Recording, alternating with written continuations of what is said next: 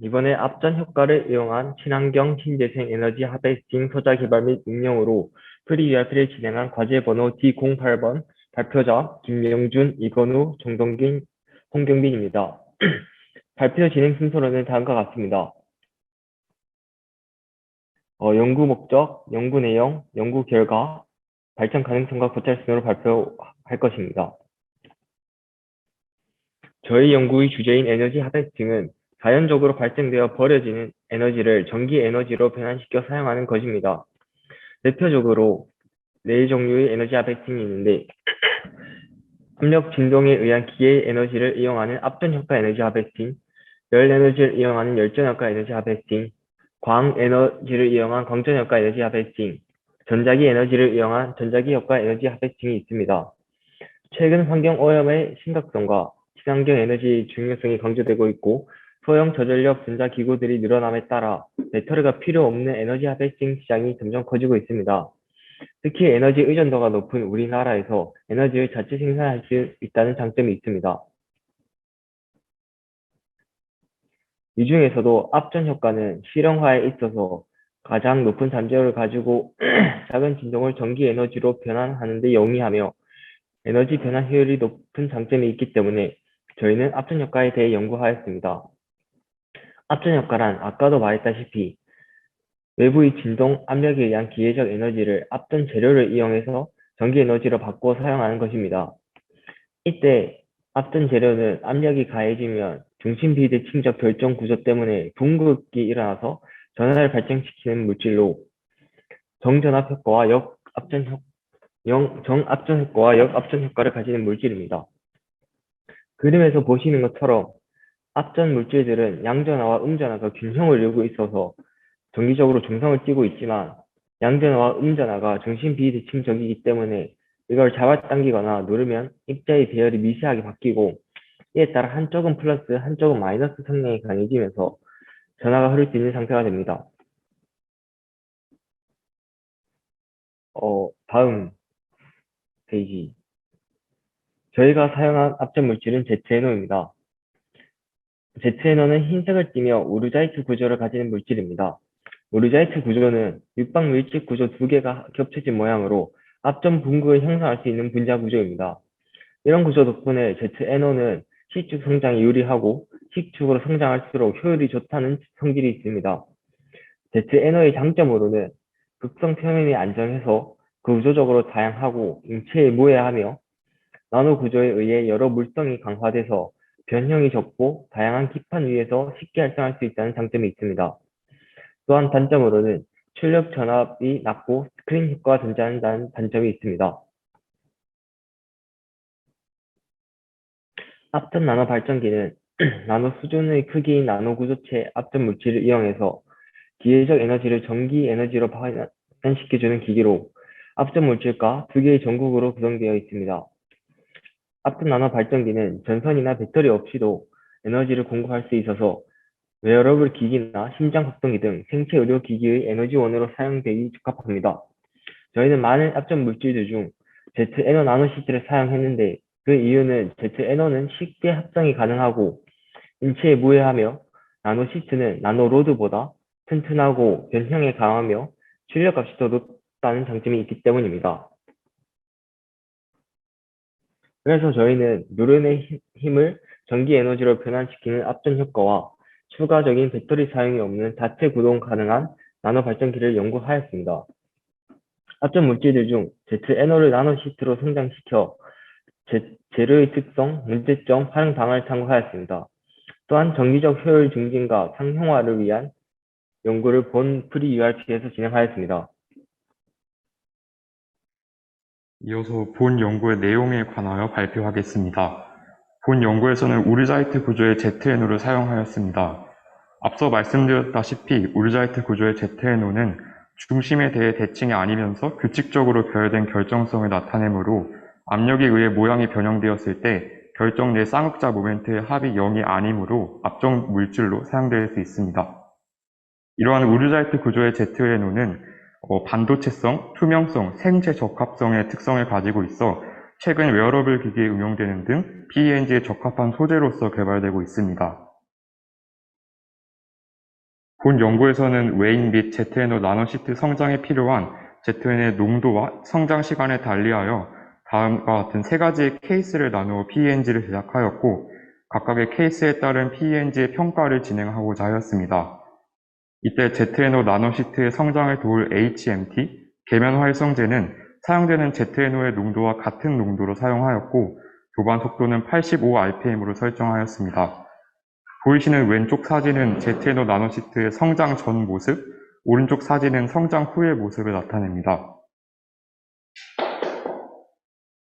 성장 시간이 끝난 후 ZNO 나노시트의 성장 정도를 확인하기 위해 본 연구에서는 SEM과 XRD를 사용하였습니다. SEM으로 ZNO 나노시트의 표면을 관찰하며 결정 구조 및 형태, 나노시트의 조밀한 정도 등을 확인하고, XRD로 ZNO 나노시트의 결정성에 대한 정보를 도출하여 우르자이트 구조로 잘 성장하였는지의 여부를 확인하였습니다.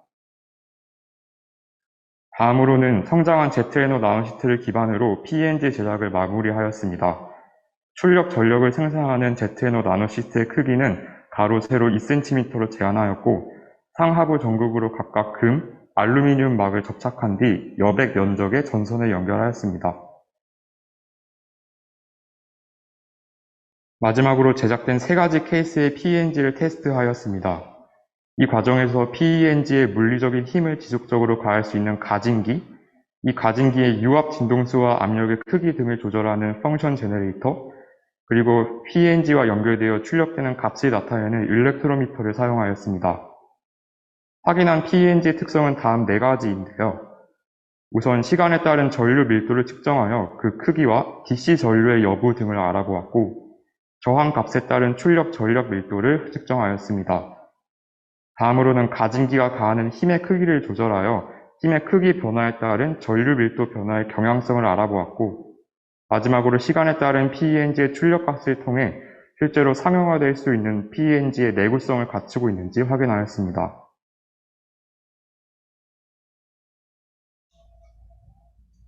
다음으로 실험 결과에 대해 말씀드리도록 하겠습니다. 먼저 SEM을 통한 나노시트의 형태 분석입니다. 왼쪽부터 순서대로 25mm몰 ZNO 용액을 2시간 동안 증착, 25mm몰 용액을 3시간, 30mm몰 용액을 3시간 증착시켰을 때의 앞전소자의 나노시트를 SEM을 통해 촬영한 사진입니다. 아래의 사진은 배율을 높여 확대한 것이고, 농도와 증착 시간이 증가할수록 나노시트가 조밀하게 형성됨을 볼 수 있습니다. 다음으로 XRD를 이용한 피크 분석입니다.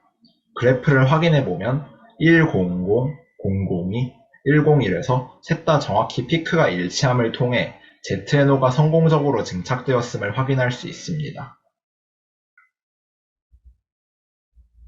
전류값 분석입니다. 일정 압력에서의 전류 측정 결과를 보면 예상 결과와는 다르게 25mm몰 농도 ZNO를 3시간 증착시켰을 때 가장 큰 전류값이 나옴을 볼 수 있었습니다. 이러한 결과를 얻을 수 있는 이유로는 너무 높은 농도에서 나노시트를 증착시킬 경우 같은 압력을 주었을 때 적은 농도의 나노시트인 경우보다 힘이 더 많이 분산되어서 결정구조의 변화가 제대로 일어나지 못하거나 앞의 SEM 사진과 같이 반응 속도가 너무 빨라 결정을 제대로 형성하지 못할 수도 있기 때문입니다. 다음으로 압력에 따른 전류입니다. 이 결과는 예상과 일치하게 강한 압력을 가할수록 전류가 증가함을 다음 그래프를 통해 볼 수 있습니다. 이는 가한 압력이 강해질수록 ZNO 결정 구조의 변화가 증가하여 전하 대칭이 더 일그러져서 전류값이 높게 나옵니다. 하지만 강한 압력을 장시간 연속해서 가한다면 결정 구조가 손상을 입기 때문에 지속성 감소폭이 크다고 볼 수 있습니다. 실용성과 관련된 두 가지 지표인 파워와 지속성입니다. 파워는 특정 저항에서 얼마나 효율이 높은지를 보여주는 지표로 왼쪽의 표의 결과로 10kΩ에서 저항에서 높은 파워값, 효율을 보여줌을 알 수 있습니다. 현재 사용되고 있는 콘센트의 저항값이 20에서 30kΩ로 호환성이 뛰어난 것도 알 수 있습니다. 오른쪽의 그래프는 지속성을 측정한 것으로 일정 횟수 반복했을 때 출력이 얼마나 감소했는가를 측정하는 자료이며, 본 실험에서는 3600회 반복하여 1시간 동안 압력을 가했고 그 결과 출력값이 점점 하락함을 볼 수 있었습니다. 이 둘을 종합해서 보았을 때 기존 앞전소자에 비해서 부분적으로 개선되었지만 아직 내구성 측면에서 개선이 필요함을 알 수 있습니다. 전체적인 결과 분석입니다. 먼저 25mm몰 농도의 ZNO를 3시간 증착시켰을 경우처럼 적당한 농도의 용액을 적당한 시간 동안 증착해야 효율이 상승함을 볼 수 있습니다. 이는 나노시트의 밀집도 증가에 따른 힘의 분산으로 인해 결정구조의 변형이 감소되어 전체 출력이 하락하기 때문입니다. 또한 가하는 힘이 증가할수록 출력이 상승하지만 내구성에 부정적인 영향도 많이 미친다는 것을 알 수 있습니다.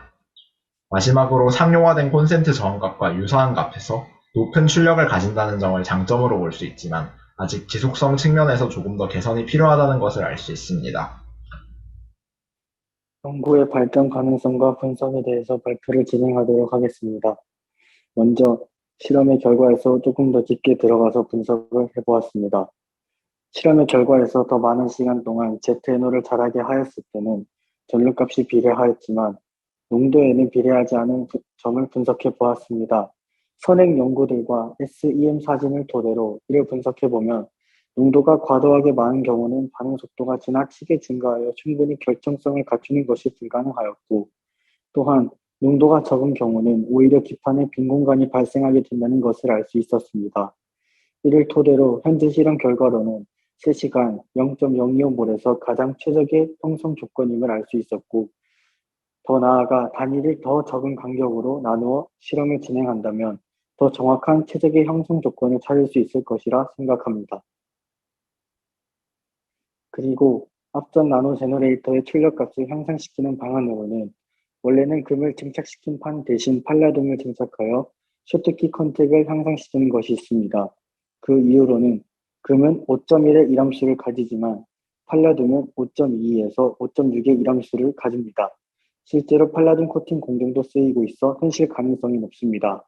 앞의 실험 결과에서 누를 때 압력이 커질수록 전류값이 커졌는데 팔라듐보다 금은 상대적으로 가격이 낮고 부식과 마모에 강하다는 점에서 더욱더 강점을 볼 수 있었습니다.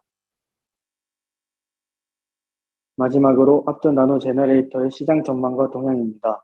현재 시장 규모는 가파르게 상승하고 있으며 나중에는 10억대에서 1000에 달하는 시장 가치를 가진다는 것을 알 수 있었습니다. 이는 높은 발전 가능성을 시사하고 있습니다.